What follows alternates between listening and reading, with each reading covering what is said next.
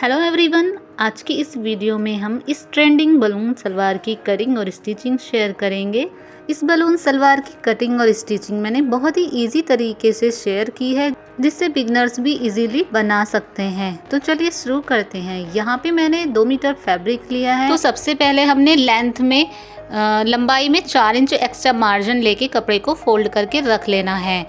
लंबाई में 4 inch extra लेना है और कपड़े को हमने 4 फोल्ड करके रख लिया है। बाहर की तरफ ओपन साइड है और मेरी तरफ बंद साइड है। दोनों पार्ट की कटिंग एक साथ करेंगे। तो सबसे पहले हम ऊपर से हिप का निशान लगाएंगे। तो जितना भी हिप साइज़ है नाप के बॉडी मेजरमेंट से उसका 4th भाग लगा लेना है। तो यहाँ पे मैंने 36 का 4th भाग 9 इंच लगा लिया। आगे से हम लूजिंग देनी है, तो नॉर्मल जो हम लूजिंग देते हैं उससे 4 या 5 इंच एक्स्ट्रा लूजिंग देनी है। तो यहाँ पे मैंने टोटल जो लूजिंग दी है वो 10 इंच की दी है। आप 1-2 इंच अगर कम करना चाहें तो कर सकते हैं, अगर ज़्यादा रखेंगे तो अच्छा लुक आएगा। ठीक है, 2 इंच मैंने नेफे के लिए निशान लगा दिया। अब इसके नेफे के नीचे से 14 इंच पे मैंने क्रोच एरिया का निशान लगाया, क्रोच एरिया की लेंथ का निशान। ठीक है, इस लाइन को मैं सीधा करूँगी इस तरह से। आगे 2 इंच हमने यहाँ से बढ़ा दिया आगे की तरफ। अब यहाँ से हमने क्रोच एरिया की शेप देनी है। तो यहाँ पे क्रोच एरिया की शेप दे दी है। अब हमें मोहरी का निशान लगाना है। मोहरी कितनी रखनी है? जितना ही हम मोहरी अपने ट्राउज़र की या सलवार की पहनते हैं उसकी दुगना फैब्रिक हमें यहाँ लेना है। जैसे 7 इंच की मैं मोहरी पहनती हूँ तो मैंने यहाँ पे जो है 14 इंच की मोहरी का निशान लगाया है। इसके बाद हमने इन निशानों को इस तरह से मिला दिया है। ठीक है, मोहरी का भी हमने जो ज़्यादा फैब्रिक लिया वो इसलिए लिया है ताकि अच्छे से घूम आए यहाँ पर। फिर कर देंगे हम यहाँ से इसकी कटिंग। दोनों पार्ट्स हमने अलग कर देने हैं। ठीक है, तो दोनों पार्ट्स हमने यहाँ से कटिंग कर लिए। दोनों पार्ट्स को अलग अलग कर लिया इस तरह से। तो सबसे पहले हमने क्रोच एरिया को सिल लेना है और नेफा भी फोल्ड कर लेना है। तो मैं आपको रेडी करके दिखाती हूँ इतना। तो जैसे हम सिंपल ट्राउज़र स्टिच करते हैं वैसे ही हमने यहाँ पे स्टिच करना है। तो यहाँ पे देखिएगा मैंने नेफा भी फोल्ड कर लिया है, क्रोच एरिया भी रेडी कर लिया, प्रेस सिलाई भी लगा ली है। अब ऊपर से हमने लेंथ पे निशान लगा लेना है। जितना हमने फोल्ड करना है उतना छोड़ देना है। दोनों मोहरी पर हम इसी तरह से पहले लाइन ड्रॉ कर लेंगे।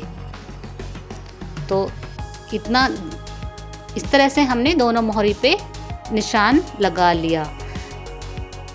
तो ये हमारा फोल्ड होगा, बट फोल्ड करने से पहले हमने जो है यहाँ पे सेंटर में निशान लगाना है। मोहरी के सेंटर में इस तरह से, जहाँ पर क्रीज बनती है वहाँ पर मोहरी को ओपन करना है। और जहाँ हमने सेंटर का निशान लगाया है, फोल्ड करने वाला फैब्रिक को छोड़ के ऊपर की तरफ आधा इंच पे निशान लगाएंगे और यहाँ एक छोटा सा बॉक्स बनाना है हमें। ठीक है, तो नीचे से हमने थोड़ी सी जगह छोड़ दी आधा इंच के करीब और एक छोटा सा बॉक्स बना लेंगे। तो ये बॉक्स बनाएंगे हम डोरी डालने के लिए। यहाँ पर हमने एक होल बनाना है डोरी डालने के लिए सेंटर में। तो इस तरह से बॉक्स बना लेंगे। अब हम इसको स्टिच करेंगे। तो स्टिच कैसे करना है? 2 पीस स्क्वायर इस तरह से कट कर लेंगे। यहाँ पे सलवार की सीधी साइड नीचे है और रॉन्ग साइड, उल्टी साइड ऊपर है। अब नीचे की तरफ ही हमने जो है ये स्क्वायर पीस जो कट किया था वो रखेंगे इस बॉक्स के नीचे सेंटर में रखते हुए।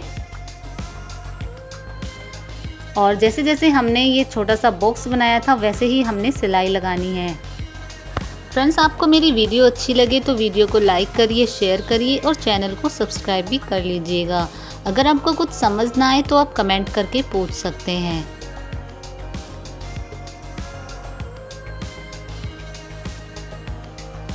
तो यहाँ पर हमने जैसे निशान था वैसे ही हमने सिलाई लगा ली है।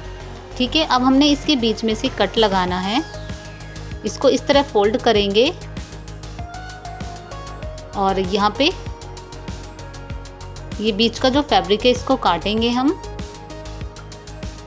इसको कटिंग करके जो इसके कोने हैं उन कोनों पे कट लगा लेंगे जिससे ये अच्छे से पलट जाए।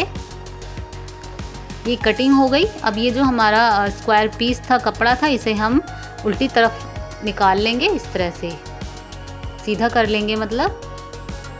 तो अब ये जो कपड़ा है ये पलट के रॉन्ग साइड आ गया इस तरह से, और सीधी साइड ये इस तरह से रहेगा। इस तरह से यहाँ पर हम सिलाई लगा लेंगे किनारे पे।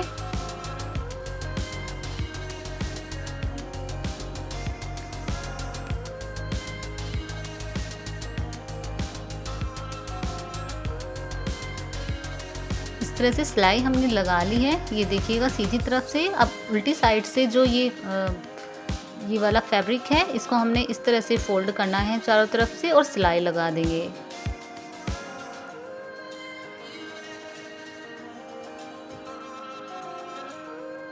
और सिलाई लगाने के बाद चाहे तो आप इस पे तुरपाई कर दें या फिर सिलाई ही रहने दें।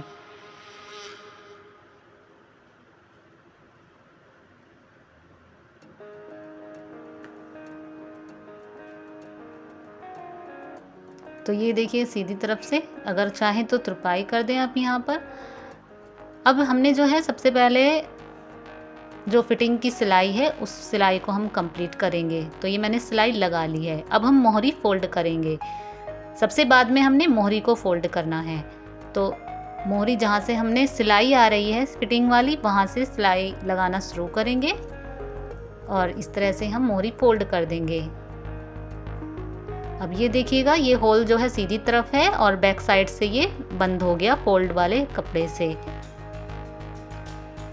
इसी तरह से दोनों मोहरी मैं रेडी कर लूंगी।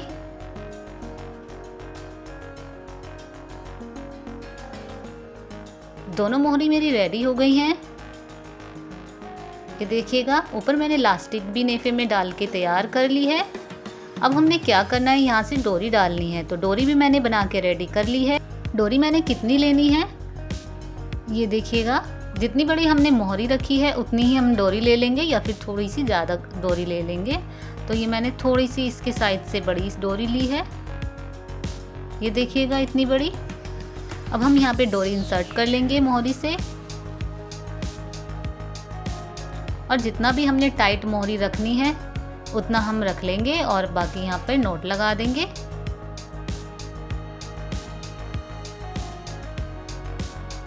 इस तरह से। तो फ्रेंड्स, हमारे ये बलून सलवार बनके रेडी है। आपको कैसी लगी कमेंट करके बताइएगा। वीडियो अच्छी लगे तो लाइक शेयर करिए और चैनल को सब्सक्राइब करिए। मिलते हैं नेक्स्ट वीडियो में एक और नए टॉपिक के साथ।